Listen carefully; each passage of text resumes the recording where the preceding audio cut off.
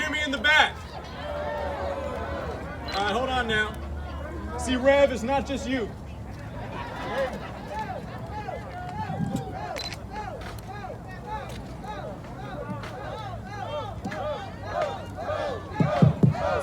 There you go.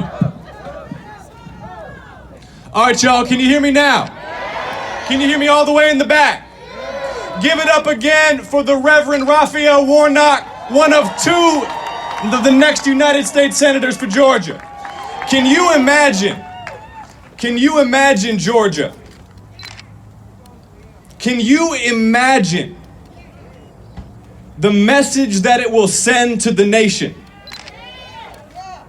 To the nation.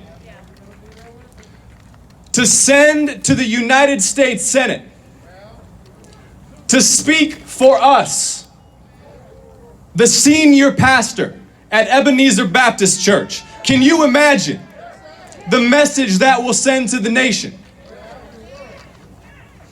It will affirm the statement that we made on November 3rd. Change has come to Georgia. Change is coming to America. And retirement is coming for Senator David Perdue. Tell him.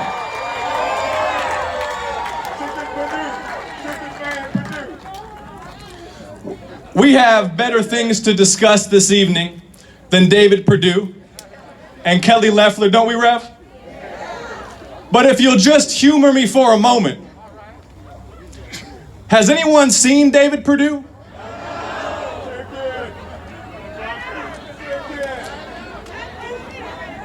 Our senator seems to be struggling with self-confidence. I actually just learned last night, so we have something in common, Rev. It's not just that Senators Loeffler and Perdue were too busy attending to their own stock portfolios to tell us the truth about COVID-19. We just learned last night that while Senator Perdue was leading a crucial subcommittee of the Senate Armed Services Committee, when he was heading a committee, now follow me y'all, that oversees the funding and operations of the United States Navy, that's responsible for the welfare of our sailors, he was pumping and dumping stock in the manufacture of submarine components. Reverend, is it too much to ask that those who serve us and not themselves? Is that too much to ask?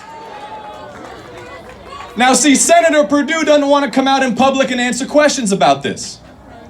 We had the chance to debate in Savannah a few weeks back, and I asked Senator Perdue why he had voted to throw the people he represents off their health care in the middle of a pandemic. I asked Senator Perdue why he had told us COVID-19 was no deadlier than the flu when he knew better, and he was buying up shares in manufacturers of vaccines and medical equipment. He didn't like those questions. See, I don't think anyone has asked a question straight to David Perdue's face in about 25 years. So now David Perdue is refusing to debate. And my message for the senator is, if you don't want to answer questions in public and debate your opponent, that's fine. You just shouldn't run for re-election to the U.S. Senate. Because we have important issues to discuss. We have important work to do. Even before COVID-19, Georgians were suffering. Nearly 2 million of us without health insurance. 9 rural hospitals closing in 10 years. A state that has refused to expand Medicaid, one of the highest maternal mortality rates in the country. Y'all know my wife Alicia works at the hospital. She's an OBGYN doctor. And the healthcare heroes who have saved so many lives during this pandemic, even before this pandemic, y'all, they saw every day the consequences of political leadership that doesn't care about ordinary people. that doesn't care about the health of we the people.